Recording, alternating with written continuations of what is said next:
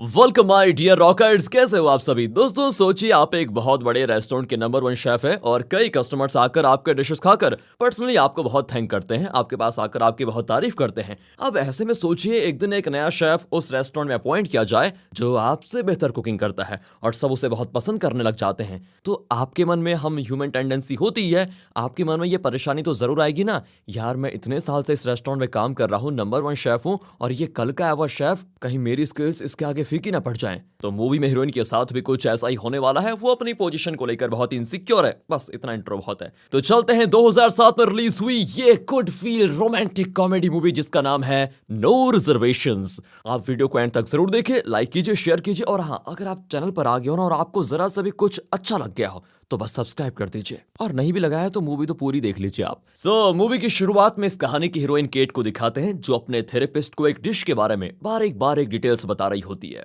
दरअसल केट एक शेफ है और ये उसका काम नहीं, पैशन है। इसलिए वो जिस रेस्टोरेंट में शेफ है ना, वहां पर सब उसकी बड़ी इज्जत करते हैं। यही नहीं, वो एक परफेक्शनिस्ट है। अगर किसी काम में जरा से भी देरी हो गई या ठीक से ना हो पाए तो केट को बड़ा गुस्सा आ जाता है और वो ऑन द स्पॉट उस इंसान पर चिल्ला देती है जिसने गलती की होती है। केट का डिश टेस्ट करने वाला हर कस्टमर उसको थैंक यू जरूर बोलकर जाता है, क्योंकि उन डिशेस में लाख ढूंढने पर भी कोई कमी नहीं मिलेगी, इतना परफेक्शन, सोचिए। लेकिन अगर कोई कस्टमर उसके डिश को कुछ उल्टा सीधा बोल देना तो देखिए क्या होता है। आज ये कस्टमर फंस गया बेचारा। वो कहता है ये भी कोई डिश है?" इस पर केट कहती है कि तुम्हें पता भी है, ओवन को 140 डिग्री सेल्सियस पर सेट करके 0.8 लीटर पानी को एक बाउल में रखकर कुछ खास इंग्रेडिएंट्स उसमें उबालकर जब उसका कलर पिंक हो जाता है तब जाकर ये डिश बनती है। ये डिश कभी गलत नहीं हो सकता। वैसे इसका नाम मालूम है आपको? वो कपल चुप हो जाता है क्योंकि उन्हें इस डिश का नाम ही नहीं पता। आंख बंद करके ऑर्डर कर दिया लगता है। कोई बात नहीं, अगर आपने भी कभी ऐसा किया है तो कमेंट में जरूर बता दीजिएगा। तो इस तरह यहाँ पर एक कपल इंसर्ट होकर चले जाते हैं। तभी केट पीछे से और चिढ़ाने के लिए कहती है कि सीधे जाकर राइट मुड़ोगे ना तो नुक्कड़ का एक होटल मिलेगा, वहां जाकर खाना खाना तुम और तुम्हारी पत्नी।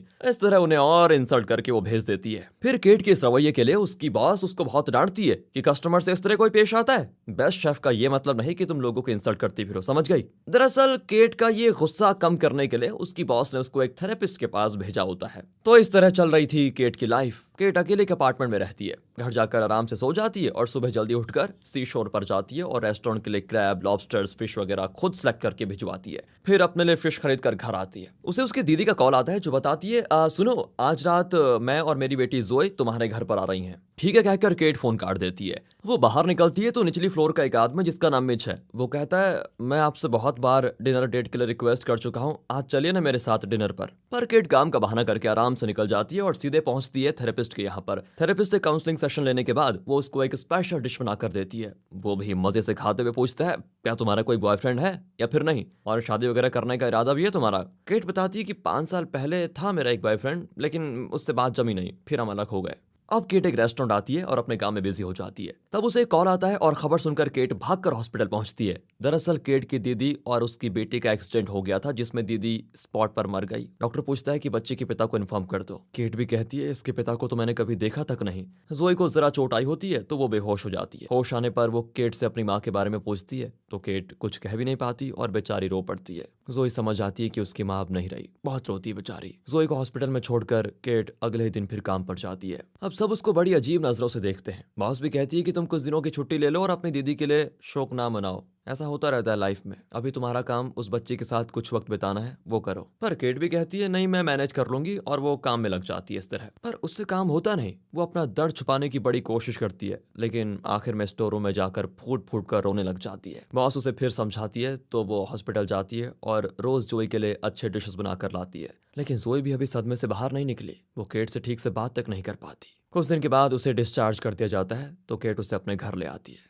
दीदी के घर से उसकी सारी चीजें यहाँ लाकर उसे एक कमरा देती है वो। जोई फिर अपने टॉयज वगैरह उस कमरे में अरेंज करती है। केट साथ ही उसे समझाती है मुझे रेस्टोरेंट में थोड़ा काम है तो मैं जल्दी निपटा कर आती हूँ, ठीक है? अगर कुछ जरूरत पड़े तो मुझे फोन कर देना। फिर वो रेस्टोरेंट जाती है तो किचन में जोर सा गाना बज रहा होता है और सब मजे में होते हैं। एक आदमी तो नाच भी रहा होता है। केट जिस तरह इस किचन को मेंटेन करती थी ना, उसका एकदम उल्टा माहौल हो रखा है यहाँ पर। वो आदमी भी नाचते हुए कुकिंग कर रहा होता है और बाकी शेफ्स उसके साथ मजे से एंजॉय कर रहे होते हैं और काम भी करते हैं बड़े अच्छे से। एक शेफ प्रेग्नेंट होती है तो वो आदमी उसे आराम करने को कहकर उसका भी काम कर रहा होता है। अब केट चौंक जाती है कि ये बंदा है कौन जिसने मेरे किचन को डांस क्लब बना दिया। वो गुस्से में बॉस से पूछती है कि ये किस जोकर को काम दे दिया आपने? बॉस कहती है वो जोकर नहीं, इटालियन फूड बनाने में उसका मुकाबला कोई नहीं कर सकता। हमारे रेस्टोरेंट में अब इटालियन खाना भी बनेगा और हमें उसकी जरूरत थी ना, तुम्हें तो पता ही है। अरे वो सब तो सही है, लेकिन मुझसे एक बार भी पूछे बगैर आपने ये डिसाइड कैसे कर लिया कि आप मेरी जगह किसी और को रख सकते हैं? एक हफ्ता में नहीं आई और ये सब हो गया। बॉस भी कहती है, अरे तुम नाराज क्यों हो रही हो? वो इटालियन फूड बनाने में इतना माहिर है और हमारे रेस्टोरेंट का बिजनेस भी तो बढ़ाना है ना हमें। डरो मत, तुम्हारे काम में कोई अड़चन नहीं आएगी, तुम अपना काम फ्री होके करो। लेकिन केट गुस्सा होकर चली जाती है तो वहां जोए सो रही होती है। वो अपनी माँ की फोटोज को देखकर रो रही थी शायद। कट करके अगली सुबह दिखाते हैं कि केट उठती नहीं। जोए स्कूल के लिए रेडी होकर उसे उठाती है कि मुझे स्कूल जाना है। वो छट से उठकर फ्रेश होती है और ब्रेकफास्ट बनाकर जोए को देती है। फिर दोनों निकलने वाली होती है कि मिच आ जाता है और पूछता है, मुझे थोड़ी कॉफी मिलेगी क्या? दरअसल मिच की शादी हो चुकी है और 2 बच्चे भी हैं उसके, पर उसकी वाइफ चल बसी और वो अपने बच्चों के साथ ही अकेला रहता है, इसलिए वो कभी कुछ मांग लेता है तो केट उसको बेचारा समझकर दे देती है। बड़ी अच्छी है केट। उसे कॉफी देकर केट जोए को स्कूल छोड़ने जाती है। फिर प्रिंसिपल को भी जोए की माँ के बारे में पता चलता है तो वो कहती है, तुम फिक्र मत करो, हम इसका ध्यान रखेंगे। अब केट थेरेपिस्ट के पास जाती है और बताती है, जोए अपनी माँ के बारे में सोचकर खाना भी ठीक से नहीं खाती, न जाने मैं उसको कैसे संभाल पाऊंगी। थेरेपिस्ट कहता है कि शायद उसे अपनी माँ के हाथ का खाना अच्छा लगता था, इसलिए वो तुम्हारे डिशेस नहीं खा रही। अरे थेरेपिस्ट जी, दीदी को तो कुकिंग का सी भी नहीं आता था, वो खुद रेस्टोरेंट से ऑर्डर करके खाती थी। अब थेरेपिस्ट पूछता है कि बचपन में तुम और तुम्हारी दीदी क्या खाती थी, कुछ याद है तुम्हें? अरे हम तो अपनी माँ का बनाया हुआ कुछ भी खा लेते थे, वैसे वो सब कुछ अच्छा बनाती थी, हम तो किसी डिश की डिमांड भी नहीं करते थे, जो मिल गया वही खा लिया। पर थेरेपिस्ट कहता है,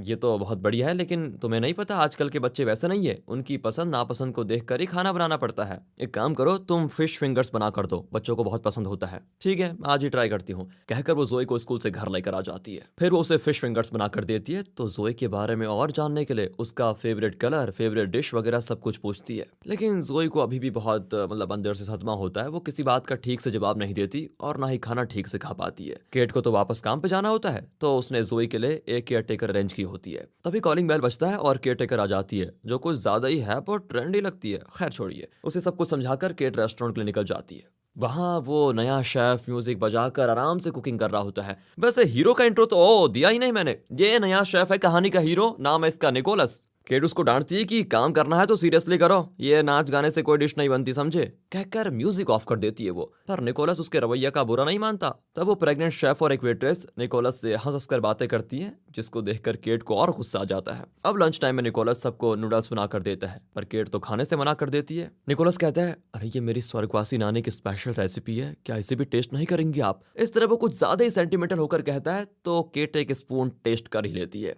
तभी बॉस आ जाती है और पूछती है कि अरे तुम्हारी नानी तो अभी मियामी में रहती थी ना? इस पर निकोलस कहता है, हाँ मैं भी उनके स्वर्गवासी होने का इंतजार कर रहा हूँ, लेकिन ये नूडल्स खा खाकर वो बहुत हेल्दी हो रही है। बेवकूफ कहीं का। खैर केट चिढ़ जाती है कि झूठ बोलकर निकोलस ने उसे अपना डिश खिलाया, इसको तो बताऊंगी मैं। अब शाम को डिनर के लिए मेन्यू दिया जाता है और केट उसे आधा कट करके निकोलस को देती है। आधे डिशेस तुम बनाओगे, आधे मैं बनाऊंगी। कुकिंग करते करते निकोलस को वो देखती रहती है। दरअसल उसे जरा जलन होने लगी थी, क्योंकि निकोलस वाकई बहुत बढ़िया शेफ है और सब उसके डिशेस को बड़ा लाजवाब बता रहे होते हैं, दीवाने भी हो गए हैं उसकी डिशेस का।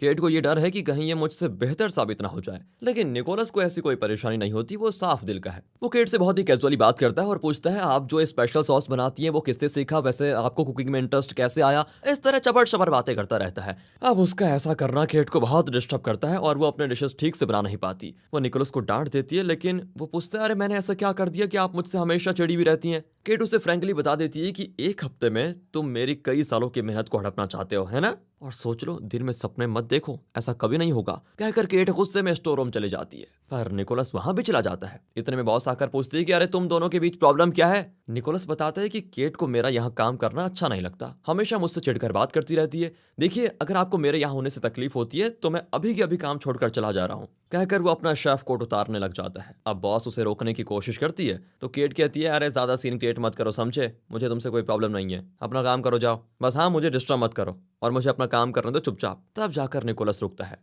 केट घर लौटती है तो केट टेकर टाइम से पहले ही जोए को अकेली छोड़कर जा चुकी थी। कामचोर, लगता है एक पूरा पैकेट स्मोक करके गई है। जोए एक टेंट बनाकर उसमें अपने डॉल्स के साथ खेल रही होती है। केट कहती है कि केट टेकर की कोई जरूरत नहीं है, कल से तुम मेरे साथ रेस्टोरेंट आ जाना, ठीक है? अगले दिन वो जोए को स्कूल से पिकअप करके अपने रेस्टोरेंट ले आती है। वो चुपचाप एक जगह बैठकर इन्हें कुकिंग करते हुए देखती है। फिर केट दूसरे शेफ्स को बताती है कि ये जोए कोई भी डिश ठीक से नहीं खा रही है, पता नहीं क्या हुआ। निकोलस भी ये बात सुन लेता है और तभी उसको एक आइडिया आता है। वो अपने हाथ का बनाया हुआ नूडल्स एक प्लेट में रखकर जोए के पास बैठ जाता है और उसे इतने चाव से खाता है जैसे दुनिया का सबसे बेस्ट डिश यही है। अब उसके खाने का तरीका देखकर जोए के मन में भी लालच आ जाता है कि सच में ये डिश बहुत टेस्टी होगा जो ये आदमी इस तरह चूस चूस कर खा रहा है। निकोलस भी उसके दिल की बात जान जाता है और कहता है तुम थोड़ी देर इसे पकड़ो, मैं अभी वापस आता हूँ। कहकर वो चला जाता है। अब जोई थोड़ा टेस्ट करती है और उसे वाकई वो बहुत अच्छा लगता है और देखते देखते वो बहुत ज्यादा खाने लग जाती है। जोई को इतने अच्छे से खाते देखकर केट की खुशी का ठिकाना नहीं होता और जब उसको ये पता चलता है ना कि ये सब निकोलस का काम है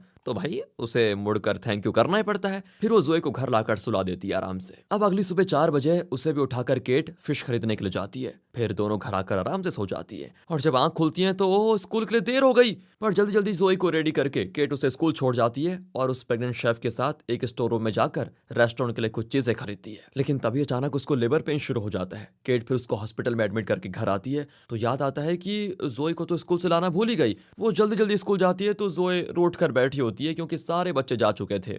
केट उसे फिर सॉरी बोलकर घर ला जाती है लेकिन जोई का गुस्सा ठंडा नहीं होता अभी भी। तब केट कहती है तुम मुझसे कुछ भी मांग लो, मैं करने को तैयार हूँ बेटा, प्लीज मुझसे रूठो मत, आई एम सॉरी यार। जोई कहती है ठीक है माफ किया, लेकिन वो चीज मैं अभी नहीं मांगूंगी, जब टाइम आएगा तब मांगूंगी। ओह मेरी माँ, ठीक है जब तुम मांगोगी मैं तब दे दूंगी, ओके।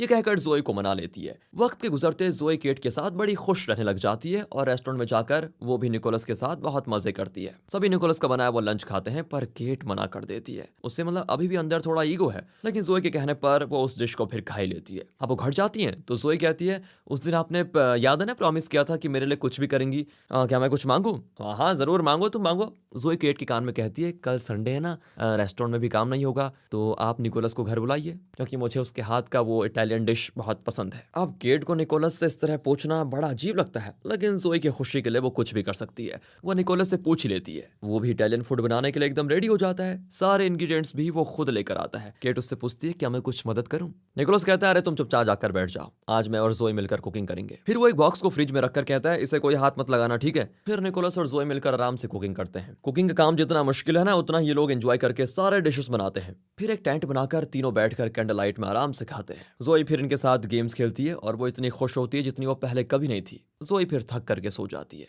फिर केट निकोलस से पूछती है तुमने कुकिंग कहाँ से सीखी? वो बताता है कि पहले तो अपनी नानी से, फिर मैंने एक छोटा रेस्टोरेंट ज्वाइन किया जहाँ के ओनर बहुत अच्छी कुकिंग करते थे, उन्होंने ही मुझे कला सिखाई। लेकिन फिर मैं उनकी बेटी को डेट करने लगा और जब उन्हें पता चला तो उन्होंने मुझे काम से निकाल दिया। पर मैंने उनसे कई इटालियन स्टाइल डिशेस बनाना सीखे थे और उस एक्सपीरियंस के बल पर मैंने 2 साल मिलन के एक रेस्टोरेंट में काम किया और बस इसी तरह कई रेस्टोरेंट्स में काम करके मुझे ये एक्सपीरियंस मिला। केट उससे कहती है तुम इतने अच्छे मतलब शेफ हो तो खुद अपना रेस्टोरेंट क्यों नहीं खोल लेते? हाँ प्लान तो मेरा यही था लेकिन फिलहाल अभी नहीं होगा। कहकर वो फ्रिज से वो बॉक्स निकालता है जिसमें वो एक डेजर्ट बनाकर लाया था। दोनों बैठकर उसको खाने लग जाते हैं। केट उसे अपनी लाइफ के बारे में बता रही होती है। उसके मुंह में डेजर्ट चिपका हुआ होता है तो निकोलस उसे पहुंच देता है और दोनों किस करने वाले होते हैं, लेकिन तब निकोलस कहता है एक्चुअली मुझे निकलना चाहिए अभी। कहकर वो चला जाता है। अगले दिन केट अपने थेरेपिस्ट को निकोलस के बारे में बताती है और कहती है लगता है मुझे निकोलस अच्छा लगने लगा है। थेरेपिस्ट भी उसका मजाक उड़ाता है कि बेचारा पता नहीं किस जन्म में कौन से पाप किए होंगे जो तुमसे पाला पड़ने वाला है उसका।